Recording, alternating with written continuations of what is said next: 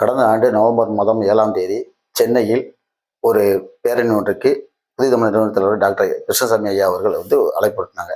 அந்த பேரணி எதுக்காகனா, முக்கியமான ஒரு 6 அம்ச கோரிக்கைகளை வலியுறுத்தி. ஒன்று, தேவேந்திரவாளர் மக்களும் மற்றும் ஆயத்திராவிட மக்களும் அதிக பாதிக்கப்படக்கூடிய 3% அறிஞர் உள் இடஒதுக்கீட்டை ரத்து செய்ய வலியுறுத்தியும், மாஞ்சோலை மக்களுக்கான வாழ்வாதாரத்தை ஏற்படுத்த வலியுறுத்தியும், மற்றும் தென் மாவட்டங்களில் நடைபெறும் தேவேந்திரவாளர் படுகொலை இளைஞர்கள் குறிப்பிட்டு குறிவைத்து படுகொலை செய்யப்படுகிறார்கள். அந்த படுகொலையை தடுத்திட வலியுறுத்தியும், மற்றும் மதுவிலக்கை தமிழ்நாட்டில் மதுவிலக்கை அமல்படுத்த வலியுறுத்தியும், மற்றும் தென் மாவட்டங்களில் தொழிற்சாலைகளை அதிகமான தொழிற்சாலைகளை ஏற்படுத்திட வலியுறுத்தி, அந்த அமைக்கப்படும் தொழிற்சாலைகளில் தென் மாவட்டத்தை சேர்ந்த அந்த மக்களுக்கு, அதாவது அந்த பகுதியில் உள்ள மக்களுக்கு முன்னுரிமை வழங்க கோரியும் அந்த ஒரு 6 அம்ச கோரிக்கை வலியுறுத்தி ஒரு பேரணி ஒன்று அறிவிச்சிருந்தாங்க. அந்த பேரணிக்கு தமிழ்நாடு முழுவதும் இருந்து ஏராளமானோர் பங்கு பெற்றார்கள். ஒரு 10,000க்கு மேற்பட்டவர்களுக்கு மேலே பங்கு பெற்றிருந்தாங்க. அந்த பேரணிக்கு இங்கேருந்து நம்ம திருநெல்வேலி, தூத்துக்குடி, தென்காசி, விருதுநகர் மாவட்டங்கள்லேருந்து அதிகமாக கலந்துக்கிட்டாங்க. இங்கேருந்து சென்னைக்கு போயிட்டு வர்றதுக்கு ஒரு வாகனத்துக்கு குறைஞ்சது ஒரு பஸ்ஸுலாம் அதிகமான பஸ்ஸுகள் மற்றும் வேனு மற்றும் காரு, இது டாடா சுமோ, போலியரோ, அது இதுன்னு கார்கள் ஏகப்பட்ட இதில் போயிட்டு அன்னைக்கு கலந்துக்கிட்டாங்க. ஒவ்வொரு பஸ்ஸுக்கும் குறைஞ்ச 1 லட்சத்துக்கு மேலே ஆகுது செலவு. அது போக வேனுக்கு மொத்தம் ஏகப்பட்ட செலவுகள் பண்ணி தான் அன்னைக்கு அந்த பேரணியில் கலந்துட்டாங்க. 7ஆம் தேதி பேரணி நடக்கு. 6ஆம் தேதி அந்த மாநகர காவல்துறை என்ன செஞ்சாங்க, புதிய தமிழ் கட்சி அலுவலகத்தில் போய் அனுமதி மறுப்புன்னு போட்டிட்டாங்க, யாரும் இல்லாத நேரத்தில்.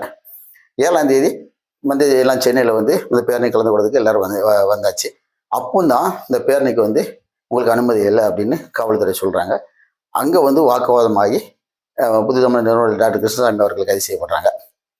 மற்றும் இளைஞர் அணி தலைவர் டாக்டர் ஷாம் கிருஷ்ணசாமி அவர்கள் கைது பண்ணி அவங்க அழைச்சிட்டு பஸ்ஸில் கொண்டு வரும்போது அந்த பஸ்ஸை மறித்து அந்த பஸ்ஸில் இருந்து டாக்டர் ஷாம் கிருஷ்ணசாமி அவர்கள் கீழே இறக்கப்பட்டு அண்ணா சிலை அருகில் அண்ணா சிலைக்கும் அவர் இறக்கப்பட்ட இடத்துக்கும் ஒரு 1/2 கிலோமீட்டருக்கு மேலே இருக்கும். அந்த 1/2 கிலோமீட்டர் பேரணியாக சென்னையின் பிரதான சாலை அண்ணா சாலையில் ஒரு மறியல் பண்ணி கைதாகுது. அங்கே 1000க்கு மேற்பட்டவர் கைது. அங்கே என்ன கடைசியில் உள்ளே கொண்டு போய் மண்டபத்துலேயும் 2 இடங்களை வச்சுருந்தாங்க. அந்த வச்ச இடத்துல அங்கே யாருமே கைது பண்ண யாருமே உணவு அருந்தலை. உணவு ஏற்படுத்தினா உணவு அருந்தாமல் அன்றைக்கி ஃபுல்லாக உண்ணாவிரதம். அன்றைக்கி ஒரு பேரணி, இந்த தேவேந்திரவாளர் மக்களுக்கும் ஆயத்திராவிட மக்களுக்கும் ஒரு வாழ்வாதாரம் பாதிக்கப்படுதுன்னு ஒரு பேரணி. அந்த பேரணிக்கு அனுமதி மறுப்பு. அந்த பேரணிக்கு நீ அனுமதி மறுத்துட்டாங்க. ஆனால் அனுமதி மறுத்தாலும் அங்கே என்ன நடக்கு, கடைசியில் பேரணி நடக்கு, மறியல் நடக்கு, உண்ணாவிரதம் நடக்கு, எல்லாம் அன்னைக்கு தடை மீறி எல்லாம் நடந்து அன்னைக்கு மாலை விடுவிக்கப்பட்டாங்க. விடுவிக்கப்பட்டோன்னே அன்னைக்கு ஆளுநர் அவர்களை சந்திக்க முடியல. டாக்டர் கிருஷ்ணசாமி அவர்கள் மறுநாள் போய் ஆளுநரை சந்தித்து அந்த கொடுக்கக்கூடிய கோரிக்கை மனுக்களை கொடுத்துட்டாங்க. கொடுத்தது மட்டும் இல்லாமல் அதோட விடலை. அதுக்கு அப்புறம் சென்னை ஹைகோர்ட்டில் போய் டாக்டர் ஐயா கிருஷ்ணசாமி ஐயா அவர்கள் போய் ஒரு வழக்கு பதிவு பண்ணாங்க. எப்படின்னா, எங்களுக்கு பேரணிக்கு தடுத்ததுனால எங்களுக்கு 1 கோடி ரூபாய் நஷ்டம், தமிழ்நாட்டிலிருந்து வாங்கினோம் அது இதுன்னு எங்களுக்கு செலவுலாம் எங்களுக்கு 1 கோடி ரூபாய்க்கு மேலே எங்களுக்கு இதாகிட்டு இழப்பீடு வேணும்னு ஒரு வழக்கு கொடுத்தாரு.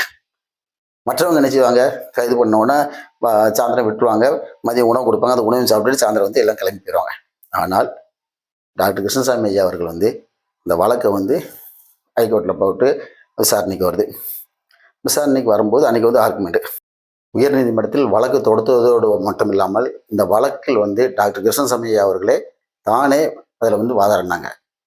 அன்றைக்கி இந்த வழக்கை ஏற்றுக்கிட முடியாது, 1 கோடி ரூபாய் நஷ்டம் கொடுக்க முடியாது அப்படின்னு இந்த அரசு சொல்லுது.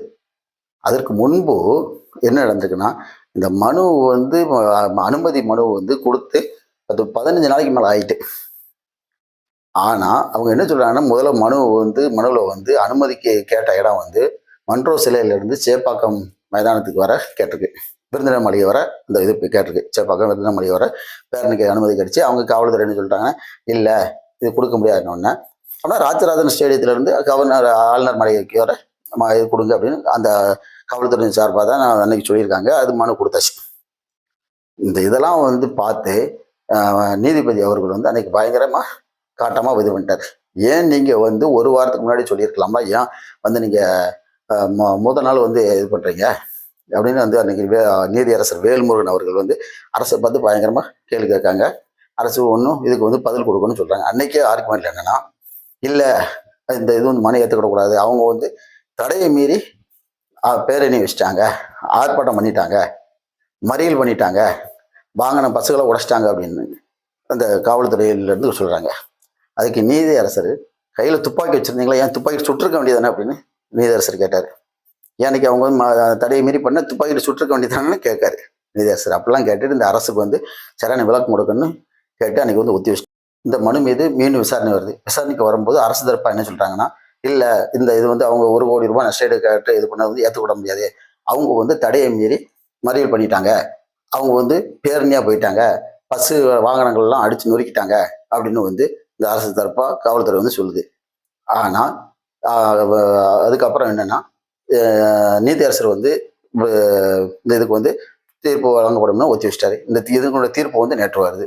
அந்த தீர்ப்பில் என்ன சொல்றாங்கன்னா, அந்த நீதியரசர் வேல்முருகன் அவர்கள் இந்த மனு, அதாவது ஒரு பெர்மிஷன் வாங்க போனோம்னா 5 நாளுக்குள்ள மனு கொடுக்கணும்னு இருக்கு. இதை வந்து 5 நாளில் 5 நாளிலிருந்து 10 நாட்களுக்கு இதை வந்து நீங்கள் வந்து நீடிக்கணும், விண்ணப்பம் கொடுக்கறதுக்கு வந்து 10 நாள் ஆக்கணும்னு இந்த அரசுக்கு வந்து ஒரு சட்ட திருத்தம் செய்யுங்கன்னு நேற்று வந்து நீதியரசரை சொல்லிட்டு, அப்புறம் அவர் என்ன சொல்லியிருக்காருன்னா, இது வந்து ஏற்கனவே நீங்கள் வந்து பேரணி நீங்கள் உங்களுடைய நோக்கம் ஏதோ அதை வந்து பேரணி நீங்கள் நடத்திட்டீங்க, அதனால் வந்து நீங்கள் அந்த 1 கோடி ரூபாய் நஷ்டஈடு கொடுக்க முடியாதுன்னு சொல்லிட்டு, அன்றைக்கு கைது பண்ணாங்களா அவங்க மேலே இருந்து வழக்கு பதிவு பண்ண வழக்க ஃபுல்லாக அந்த நீதியரசர் அவர்கள் ரத்து செய்ய உத்தரவிட்டுட்டார்.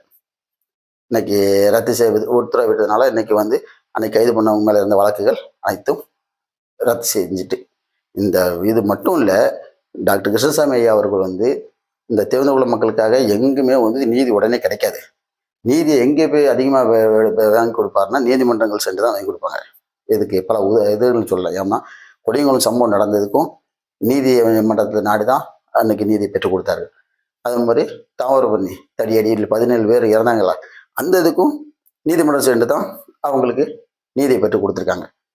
பல இதுகள் இன்னைக்கு கொடியங்குளம் சம்பவம், அப்புறம் தாமிரபரணி படுகொலை, மாஞ்சோலை மக்களுக்கு நீதிமன்றம் சென்று தான் இன்று அந்த மக்கள் இன்னைக்கு அங்கே மாஞ்சோலையில் இருக்காங்க. காரணம்னா அந்த நீதிமன்றம் சென்று இன்னைக்கு ஒரு உத்தரவு வாங்க போய் தான் அந்த மக்கள் அங்கே இருக்காங்க. பல இதுகளை சொல்லலாம். அது மட்டும் இல்லை, டாக்டர் கிருஷ்ணசாமி அவர்கள் அவர் ஓட்டப்படாத தொகுதி எம்ஏவா இருக்கும்போது என்ன பண்ணாங்க, அங்கே வந்து நிலத்தடி நீரை உறிஞ்சாங்க. உறிஞ்ச உடனே டாக்டர் கிருஷ்ணசாமியை வந்து நேர வழக்கு பதிவு செய்தாங்க. இங்கே கோர்ட்டில் போய் போடுறாங்க. அதில் வந்து தானே வாதாடி அந்த நிலத்தடி நீரை உரியக்கூடாதுன்னு அன்னைக்கு வந்து நீதியரசருக்கு கிருபாகரன் தீர்ப்பு வழங்கினாரு. அந்த தீர்ப்பு வழங்கின நீதிபதி என்ன சொன்னார் தெரியுமா, ஒரு சட்டமன்ற உறுப்பினர், ஒரு தொகுதிக்கு ஒரு சட்டமன்ற உறுப்பினர் இப்படி தான் இருக்கணும். இன்னைக்கு வந்து டாக்டர் கிருஷ்ணசாமி வந்து அதுக்கு ஒரு நல்ல ஒரு மக்களால் தேர்ந்தெடுத்துக்கு இன்னைக்கு இதாக இருக்காருன்னு அன்னைக்கு டாக்டர் கிருஷ்ணசாமி அவர் பாராட்டினாங்க. கிருபாகரன் நீதியரசர் கிருபாகரன் பாராட்டினாரு. அது மட்டும் இல்லை, ஓட்டப்படாத தொகுதிக்கு உட்பட்ட தூத்துக்குடி மக்கள் வந்து அந்த வெள்ள கால நேரத்தில் வந்து மறியல் பண்ணாங்க. 2000க்கும் மேற்பட்ட மக்களுக்கு மேலே வழக்கு. அந்த வழக்கை நீதிமன்றம் சென்று அந்த வழக்கை உள்ள அன்னைக்கு வந்து ரத்து பண்ண வச்சாங்க. பல உதாரணம் சொல்லலாம். அன்னைக்கு பாருங்க, வேங்க வயலில் அந்த மக்களுக்கு வந்து நீதி கேட்டு அந்த மக்கள் ஒரு தன்னையே குற்றவாளியை யாருக்கு எந்த நீதி கேட்ட மக்களை எனக்கு குற்றவாளியாக இருக்கு இந்த அரசு. அந்த மக்களை சந்திக்க எந்த தலைவரும் செல்ல முடியல. திருமாவளம் 2 MP 4 MLA வச்சிருக்காங்க.